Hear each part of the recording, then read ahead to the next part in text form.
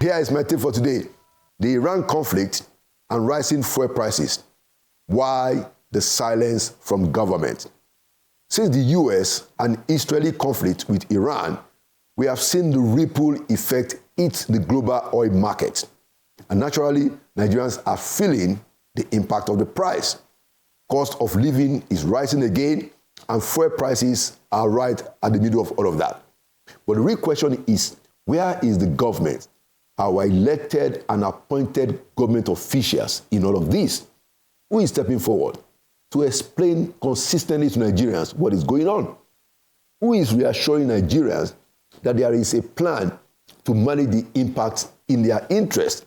People are not being told anything, and it is not just about the unwillingness to speak by some officials. It points to a deeper issue where communication with the people is still not treated as a priority in governance, and that is mediocrity.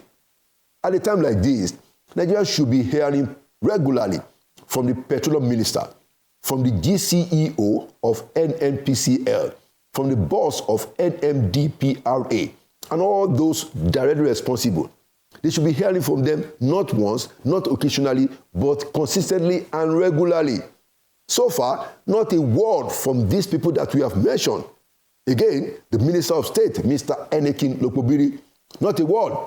NMPCL's Bayo Ojurari, not a word. NMDPRA Saidu Muhammad, not a word. Instead, the loudest voices right now are coming from the private sector players.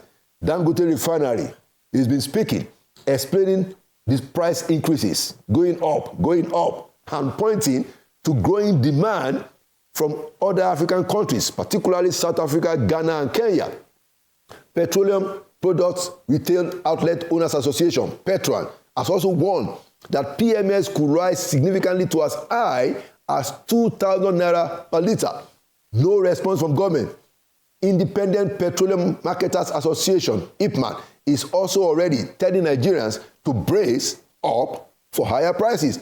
Even Crude Oil Refinery Owners Association of Nigeria, Koran, is pushing for full implementation of Naira for crude policy, saying that hopefully that can help in circumstances like this.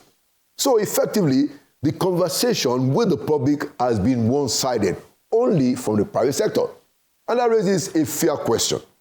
Are those responsible public officials that we mentioned, are they engaging at all with the people on these issues that directly affect them? Because indeed, there are still issues. PMS, which sold for about 900 naira before the Iran war, is now up to 1,400 naira in parts of the country. That is over 50% spike. So what should be happening? Number one, there has to be a visible engagement between government and the stakeholders in that sector. The marketers are already talking about tax relief that can help bring down the price. Fine. Let us hear what government has to say about that. Bring that to the table. What is realistic and what can be done? Second, Nigerians deserve some level of transparency around pricing, whether it's a stabilization approach or at least a clear explanation of how those prices are being determined. This is not the time to hide those things. And third, there should be practical thinking around short-term relief, especially for low-income earners who will feel this impact most through the rising cost of transportation, which people are already dealing with. Now, beyond all of that, communication is critical to developing trust between government and the people. The Ministry of Petroleum, NMDPRA, and NMPCL need to be speaking clearly and regularly. For instance, what is happening to crude oil supply? How are they managing the situation? What should Nigerians expect in the coming weeks? This is not too much to ask, specifically from these agencies. Yes, it is a good thing that the coordinating minister for the economy, Mr. Wale Edun, did say just less than 2 weeks ago that things are being monitored and he had also ruled out price control. We know that. But at a time like this, one statement about 2 weeks ago is not enough. And the minister's voice should not be a replacement for the operationally autonomous agencies such as NMDPRA and NMPCL. People need to see well-considered engagement. They need to hear from the responsible agencies, not just once, but as the situation is evolving. Silence, especially now, is sending the wrong signal. They don't care. Don't you guys care? We can't have a democracy and people hide from such germane issues when they come to the public forum. All of this brings us back to the bigger issue, the long-standing opacity in the oil and gas sector. Moments like this and that allegation from the member of the House of Representatives only makes the situation worse. At the very least, Nigerians deserve to be kept informed if indeed there is any attempt at all to help them manage this global oil market crisis. It affects their daily life.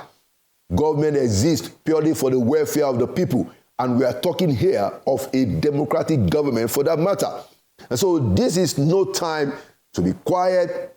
This is the time to speak up and tell us what is happening. NMPCL and NMDPRA especially. And there you have it. Inside Sources goes full blast right after this. I'm going to have two segments, one with Professor Yemi Oke and also a conversation with Future is Now, a group of young people and politicians and professionals who say it is important to get young people involved in politics.